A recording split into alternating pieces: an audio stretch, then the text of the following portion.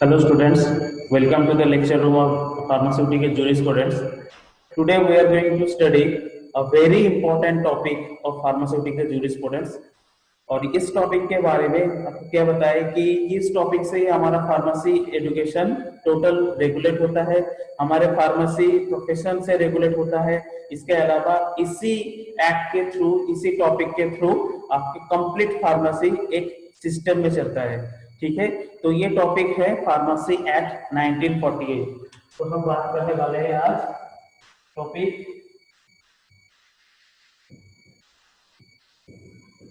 Pharmacy act 1948।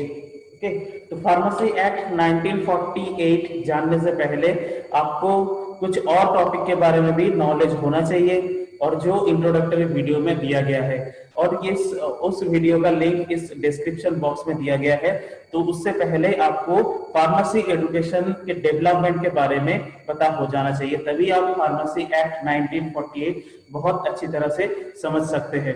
जैसे आपको पता है कि जैसे जो फार्मेसी एजुकेशन है या फार्मेसी प्रैक्टिस है, वो इंडिया से भी पहले नॉर्मल जैसे यूएस हो गया, ग्रीस हो गया, या इंग्लैंड हो गया, ब्रिटेन हो गया, ये सब जगह में बहुत पहले से डेवलप हो चुका था। लेकिन इंडिया में फार्मेसी कैसे आया?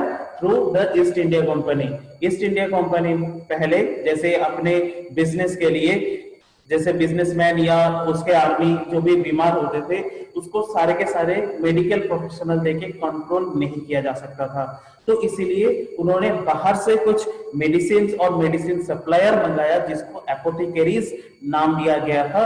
और वो एपोथेकेरीज क्या करता है कि नॉर्मल मेडिसिन का डिस्ट्रीब्यूशन करता था, सेल करता था, इसके साथ साथ कुछ मेडिकल प्रोफेशन की तरफ भी बढ़ने चला था। इंट्रोडक्टरी वीडियो में आपको देखने के लिए मिलेगा कि जैसे कैसे कैसे एपोथेकेरीज आपके नॉर्मल इंडियन जो फार्मेसी एजुकेशन है या फार्मेसी जो प्रैक्टिस है उस पे एक मोनोपोली लाने लगा था, और जिससे मेडिकल प्रोफेशन को भी बहुत ज्यादा नुकसान था और नॉर्मल इंडियन फार्मेसिस्ट के लिए भी बहुत ज्यादा नुकसान था। तो उस टाइम पे गवर्नमेंट ऑफ इंडिया कुछ कमिटी बनाया था, जिस कमिटी के रिकमेंडेशन के थ्रू से ही ये फ्रूटफुल रिजल्ट है कि फार्मेसी एक्ट 1948, जिसके थ्रू से complete pharmacy profession and education in India एक रेगुलेशन के थ्रू लाया गया है। तो फार्मेसी एक्ट 1948 से पहले जो हमें कुछ कमिटी के बारे में जान लेना चाहिए, that is DEC, HSDC।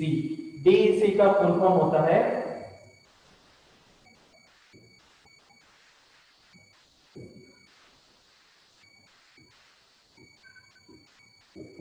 Committee, और ये है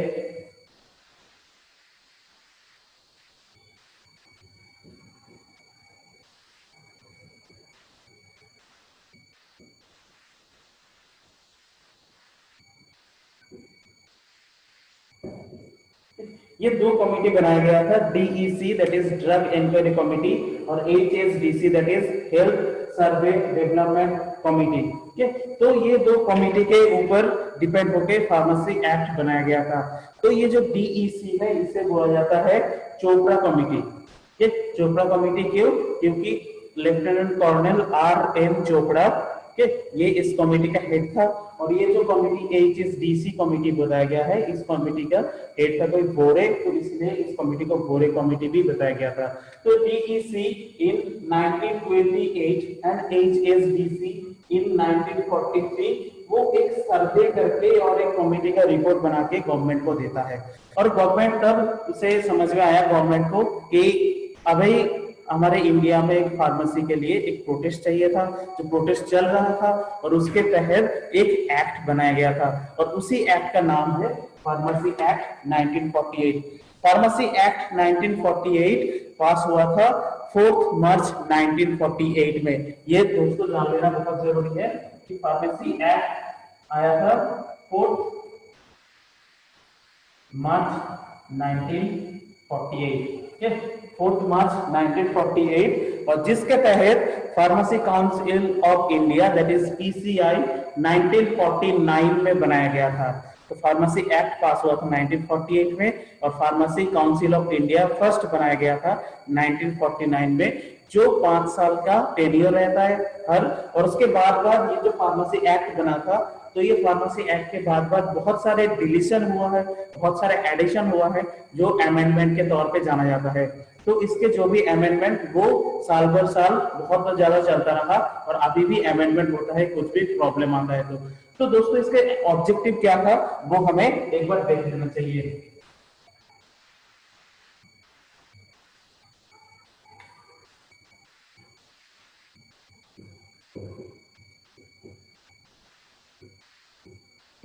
ऑब्जेक्टिव क्या था कि फर्स्ट,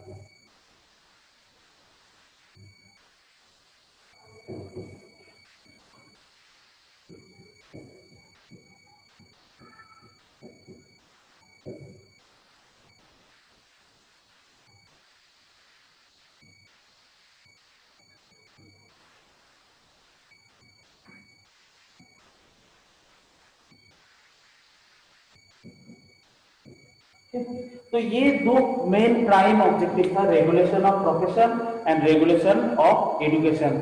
अगर जैसे फार्मेसी पहले कोई रूल नहीं था, इंडिपेंडेंस से पहले तो कोई भी फार्मेसी प्रैक्टिस कर सकता था। तो जैसे कोई भी फार्मेसी प्रैक्टिस कर सकता था, तो वहां से क्या होता है कि खतरा बहुत ज्यादा बढ़ रहा था। किस चीज का खतरा? कि खतरा इस चीज का कि जैसे सपोज कोई भी एजुकेटेड पब्लिक अपने ऊपर फार्मेसी प्रोफेशन को लेता है, तो वो अनएजुकेटेड पब्लिक किसी भी नॉर्मल पेशेंट को उस तरह से ट्रीट नहीं करता जैसे जिस तरह से नॉर्मल फार्मेसी प्रोफेशनल ट्रीट कर लेना चाहिए। तो उस तरह से बहुत ज्यादा दिक्कत आ रहा था कि जो भी नॉर्मल पब्लिक के हेल्थ, उस पब्लिक के हेल्थ में कॉम्प्रोमाइज हो रहा था, क्वालिटी प्रोफेशन के ऊपर कॉम्प्रोमाइज हो रहा था। तो धीरे धीरे वो चीजें फार्मेसी लोगों के ऊपर फार्मेसी का बिलीव चला जा रहा था। ठीक है, जैसे pharmacy are integrate part of health care system, जो हमें एक कम्युनिटी लेवल पे जाके कोई भी पेशेंट को ट्रीट करना पड़ता है, कोई भी पेशेंट की काउंसलिंग करना पड़ता है, तो वो चीजें तब तक नहीं आ रहा था जब तक ये रेगुलेशन नहीं आ रहा था प्रोफेशन को।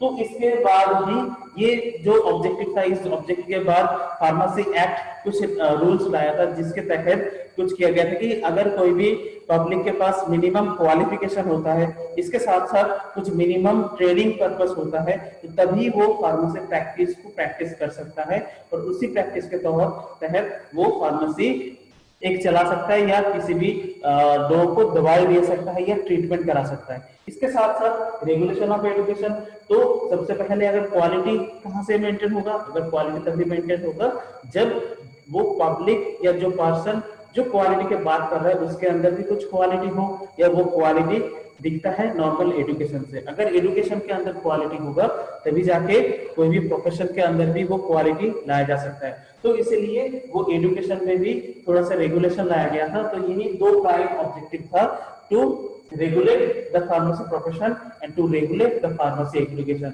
इसी के ऑब्जेक्टिव पे बेस पे ये फार्मेसी एक्ट 1948 बनाया गया था। इसके साथ साथ नॉर्मल और भी बहुत बुक्स में बहुत सारे पॉइंट्स मिल सकता है।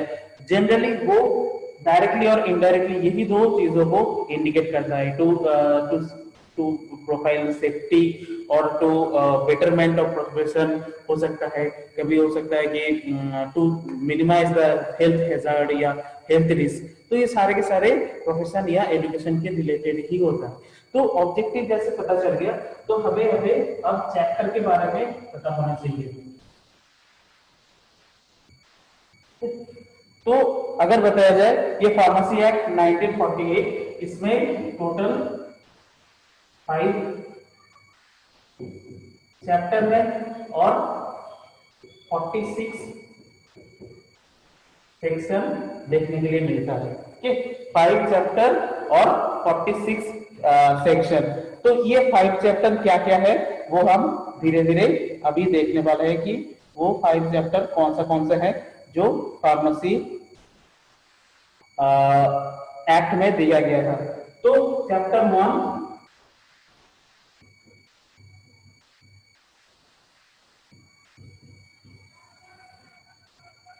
Introduction to the act. सबसे पहले जो चैप्टर 1 था that is introduction to the act. Chapter 1 था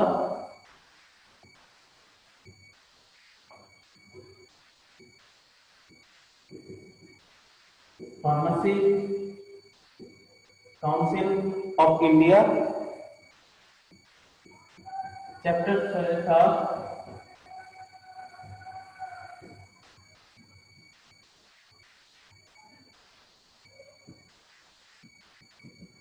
स्टेट फार्मेसी काउंसिल, चैप्टर 4 था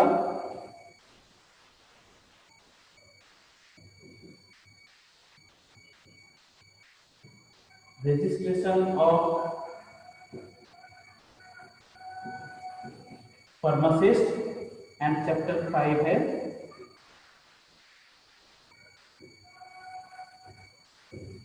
मिसलेनियस।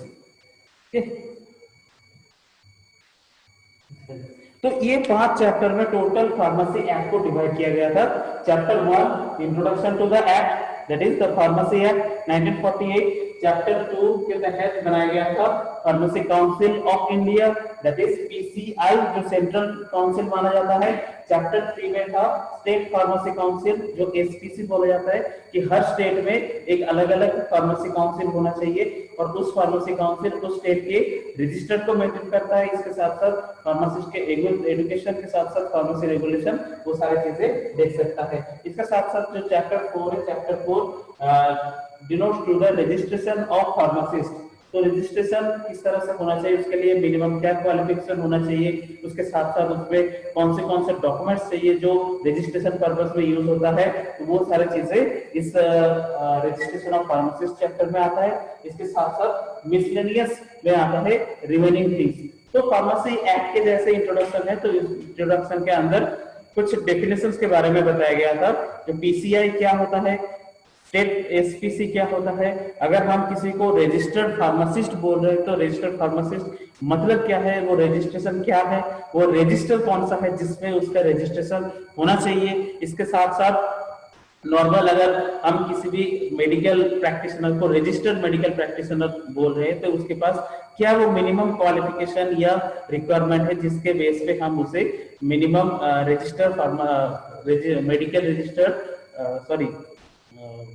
मेडिकल प्रैक्टिशनर कह सकते हैं। तो दोस्तों ये सारी चीजें नॉर्मल 5 चैप्टर के अंदर, और उसके एक चैप्टर के अंदर अलग अलग सेक्शन बना हुआ है। तो सेक्शन और सब सेक्शन में वो चीजें धीरे धीरे एक्ट के थ्रू बनाया गया है। तो दोस्तों आज की क्लास के लिए इतना ही। तो आज की क्लास में क्या सीखते हैं, हम थोड़ा रिकैप कर लेते हैं। हमने थोड़ा इंडिया में फार्मेसी एजुकेशन के बारे में बताया था। उसके बाद एपोथेकेरी, किस तरह से एपोथेकेरी इंडियन फार्मेसी को थोड़ा एनगल्फ कर रहा था, तो इसलिए ईस्ट इंडिया कंपनी के बाद गवर्नमेंट को लगा कि कुछ रेगुलेटरी स्टेप्स या रेगुलेटरी बॉडी होना चाहिए। तो उस रेगुलेटरी बॉडी के लिए कुछ सर्वे बना था। तो इसके तहत DEC that is drug inquiry committee और चोपड़ा कमेटी बना था 1928 में। और उसके अलावा एचएसडीसी और हेल्थ सर्वे डेवलपमेंट कमेटी बना था 1943 में। तो अपना अपना कमेटी का रिपोर्ट पेश किया था। तो उस रिपोर्ट से पता चला था कि नॉर्मल एक कंप्लीट एजुकेशन या कंप्लीट ओवरऑल एक हैंड होना चाहिए जो कंप्लीट इंडिया में फार्मेसी को कंट्रोल करे। तो उसी रेगुलेशन के थ्रू से 1948 4 मार्च में फार्मेसी एक्ट बनाया गया था। तो इस एक्ट का 2 ऑब्जेक्टिव था। First objective was to regulate the profession and second objective was to regulate the pharmacy education। अब इसी 2 ऑब्जेक्टिव के ऊपर टोटल फार्मेसी एक्ट में 5 चैप्टर बनाया गया था। तो वो 5 चैप्टर कौन सा है।